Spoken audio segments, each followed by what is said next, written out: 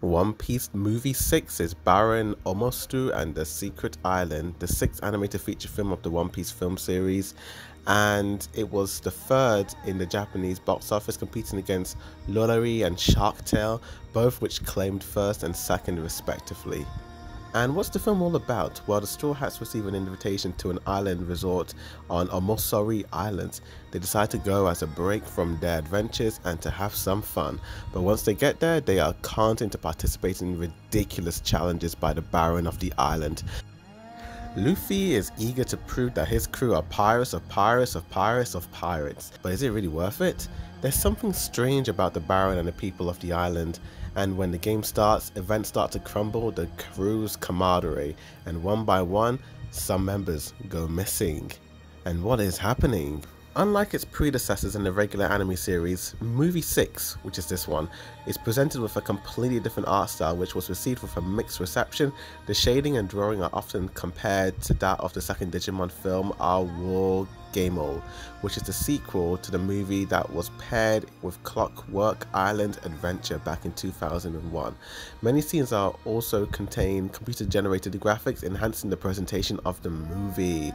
And despite it being written by Masahiro Ito, the film was directed by the one and only Maruo Hosoda, and you know him, yes, he's a popular anime director who made films such as the Digimon Movie 2000, The Girl Who Leapt Through Time, Summer Wolves, Wolf Children, The Boy and the Beast, Mirai, and the brand new film Belle. So what do I think of this film? Well, let's talk about the good, and the good is that of all the One Piece films that have come and gone, out of all the 6 movies that I've watched so far, this is without a doubt the best One Piece film, and that is all due to a lot of aspects. Visual style, it's basing off Masahiro Hosoda's very distinct art style which he displays in his other films, but I think this is definitely one of his most unique movies with the art style. It is so Looney Toony at times, yet so dark and kind of horrifying to look at times, and it's just really bizarre and just kind of out there and just sort of really wacky.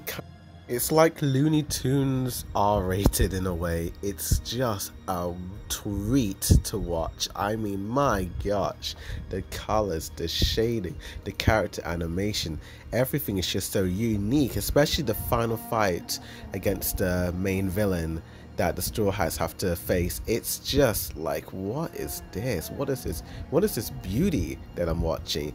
There's just so much creepy imagery. I also really just love the story of this film. I mean, it starts off with just the Straw Hats going to this island, and they're just sort of playing in these games, and it's just kind of fun to watch because it's just so damn funny. And this is another great aspect of the film, is the way Hosoda directed comedic moments.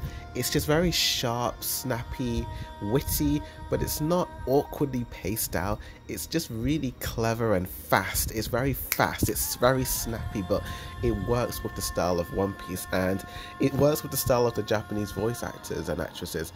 The background art, particularly in the first half when they're introduced to the island, is just remarkable. It's so realistic, and there are times when it does look a bit jarring when you have the very toony character designs of the Straw Hats, but I still think it really works. And yeah, it is kind of funky at times, it works. But yeah, going back to story, I do love the plot progression because it starts off really fun and just awesome to watch, but then it starts to take a turn. Yeah, the tension between the Straw Hats is both a good thing and a bad thing. It's great, just we don't really see these moments. The only times I've ever seen moments like this was in Water 7 and Whole Cake Island, were the only times the Straw Hats have had arguments or fights. But yeah, it's pretty much a lot of the Straw Hats are sort of bickering with one another. And I guess that's all down to the main villain, Baron, which is a really interesting villain, and he's just got this hatred towards pirates and their friends, and him putting the Straw Hats into situations which sort of make them bicker and argue with one another, and he's just enjoying it. He likes seeing the tension, the fighting, because he doesn't want to see anyone be friends and have the time of their lives, because he's just a bitter man, and I like his backstory. It was so deep, it was so moving, and you kind of almost feel for the guy towards the end when you see more of his backstory. And I'm really happy that we do get to see way more of the Straw Hats in this film, particularly more of Sanjay and like Robin as well, compared to the other films when they were just sort of background characters. It was a good treat, but at the same time, this is what becomes my mixed aspects, and it is sort of like the writing on some of the Straw Hats. Yes, it's cool that they're, you know, some of like the side Straw Hat pirates are more in the film, but for some reason the writing is a bit odd on like characters like Nami and Sanjay, because Usopp does something in the film that irritates Nami. Now in the past, Usopp has done so many things to anger and irritate Nami, but this one thing, she just seemed to be a little bit petty towards the whole thing, and it was just, I don't think the real Nami written by Oda would not act this way. She just seemed kind of childish. It really rubbed me the wrong way. I was like, this is not Nami. And then Sanjay, oof, there's a moment where the Straw Hats can't find the other crew members because something has happened, and Sanjay puts all the blame on Luffy, saying that this is all his fault, saying that, you know, he didn't lead the Straw Hat Pirates right, and it just didn't seem like a Sanjay thing to do. I mean, the Straw Hats would usually kind of take responsibilities when something happens as a team, but Sanjay blaming Luffy just seemed really out of character for me. It just didn't fit, and I just felt off. It was cool seeing the tension, and it was just an interesting pace, but yeah, it was really cool.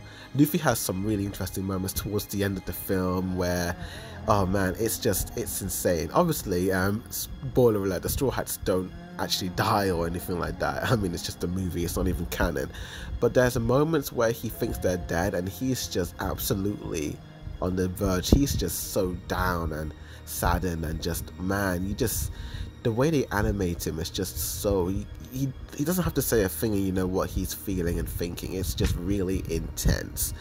And overall, yeah, the side characters who appear in this film, they're pretty interesting, and they're not boring characters. Although the little girl, a bit hokey, anime, original movie kid characters, typical, yeah, you know what to expect when you see that kid. Overall, this film was a pretty amazing flick to watch, and I'm probably going to watch it again in the future. I'm going to give One Piece Movie 6 a 9 out of 10. I'm going to give it an A. Go check it out right now. I highly recommend it. And yeah, thank you for watching this review. Please like and share this video, comment down below, and tell me, what did you guys think of this film? Subscribe to this channel for more reviews of anime and manga, Disney and Ghibli, Star Wars and all that jazz. Thank you for watching, and as always, Aborted Review signing out.